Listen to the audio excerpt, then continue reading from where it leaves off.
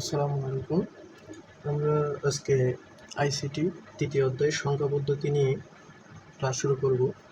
সংখ্যা পদ্ধতিতে তোমাদের প্রধান 4টা বিষয় আছে, যেটা হচ্ছে বেস কনভার্সন। ফার্স্টে সংখ্যা পদ্ধতির শুরুতেই বেস কনভার্সন দিয়ে শুরু হয়। তো আমাদের ফার্স্টে জানা থাকতে হবে আমাদের বেস কয়টা। আমাদের বেস টোটাল 4টা।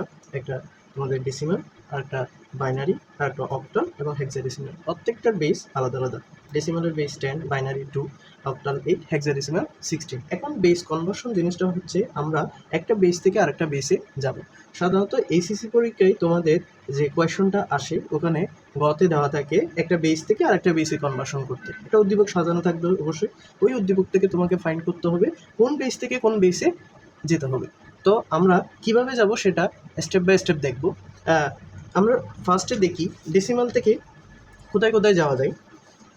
তোমরা তো জানো, তাহলে ডেসিমাল দেখো। ডেসিমাল থেকে ডেসিমাল টু বাইনারিতে যাওয়া যায়,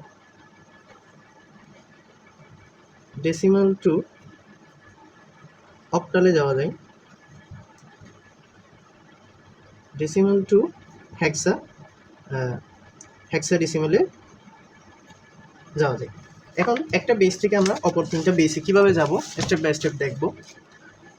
দেখো, আমরা ফার্স্টে দেখব 1 নম্বরটা ডেসিমাল থেকে বাইনারিতে কীভাবে যাবো। আমরা একটা এক্সাম্পল নিই। এক্সাম্পলটা হচ্ছে ধরো 96 একটা ডেসিমাল সংখ্যা আমাকে বাইনারিতে নিয়ে যেতে হবে। এখন বাইনারিতে নিয়ে যাওয়ার জন্য বেস কত আছে? 2। তো ফার্স্টে পদ্ধতিটা হচ্ছে, দেখো যে 96 ডেসিমালটা আছে ওইটাকে 2 দ্বারা ভাগ করতে থাকবো আমরা। কেন ভাগ করব? কারণ আমরা বাইনারিতে নিয়ে যাব। বাইনারিতে নিয়ে যাওয়ার জন্য অবশ্যই আমাদের 2 দিয়ে ভাগ করে করে যেতে হবে।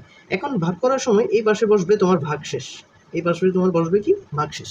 আমরা 96কে 2 দিয়ে ভাগ করলে কত হয়? দেখো 96কে 2 দিয়ে ভাগ করলে দেখো 92 9-এ কয়বার যাবে? 4 বার। 4 দুগুণে 8, এখান থেকে পাবো 1 আর এখান থেকে 6, তাহলে এখানে পাবো কত? 8 দুগুণে 16, 8, 8 দুগুণে 16, তাহলে আমাদের কত? 48। 2 দিয়ে ভাগ করলে আমার কত পাই? 48। আমার ভাগশেষ আসে কত? 0। এই ভাগশেষ যে 0টা আসছে, এই যে ভাগশেষ, এই ভাগশেষটা আমরা এই পাশে বসাবো। এরপরে এই 48কে আমরা 2 দিয়ে ভাগ করব, তাহলে 48কে 2 দিয়ে ভাগ করলে সাধারণত আসে তোমার 24।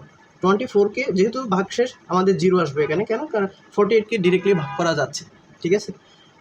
এখন 24কে ভাগ করলে কত আসবে? 12, ভাগশেষ 0। তাহলে 22কে আবার ভাগ করলে কত? 6, ভাগশেষ 0।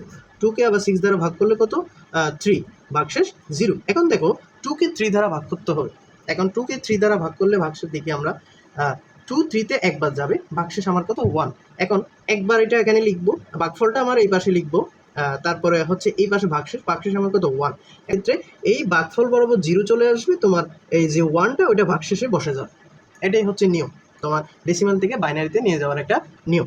এখন আমরা বাইনারিটা কিভাবে লিখবো? দেখো, আমরা লিখবো কি, নিচ থেকে উপরে এরকম একটা দাগ থাকবে, থেকে আমার উপরে যেতে হবে। উপর নিচে আমার মোস্ট সিগনিফিক্যান্ট বিট থাকবে, উপরে হচ্ছে লিস্ট সিগনিফিক্যান্ট বিট থাকবে।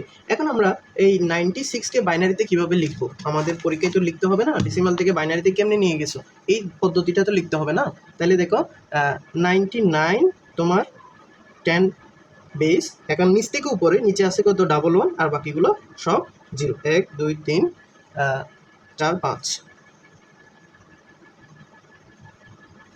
এটাই আমার বাইনারিতে চলে গেছে। এটা হচ্ছে আমাদের এক প্রকার নিয়ম। এখন যদি আমরা পরে দেখব, পরের পার্টে দেখব আমরা কি দশমিককে বাইনারিতে কিভাবে নিয়ে যাব। আমরা একটা এক্সাম্পল নেব, 0.75। 0.75 হচ্ছে আমার ডেসিমালে আছে, সেটাকে আমার বাইনারিতে নিয়ে যেতে হবে। এখন দশমিকওয়ালা ডেসিমালকে বাইনারিতে কিভাবে নিয়ে যাব? দেখো, একটা আমরা ঘর করব, পূর্ণ সংখ্যা থাকবে এই পাশে, এই পাশে থাকবে ভগ্নাংশ। এটা তুমি চাইলে পরীক্ষায়ও লিখতে পারো এভাবে। এভাবে আমরা ঘর করব, ঠিক আছে। আচ্ছা, এখন ঘর করার পরে আমরা এখানে দশমিকের বেলায় আমরা ভাগ করব না, দশমিকের বেলায় আমরা গুণ করব।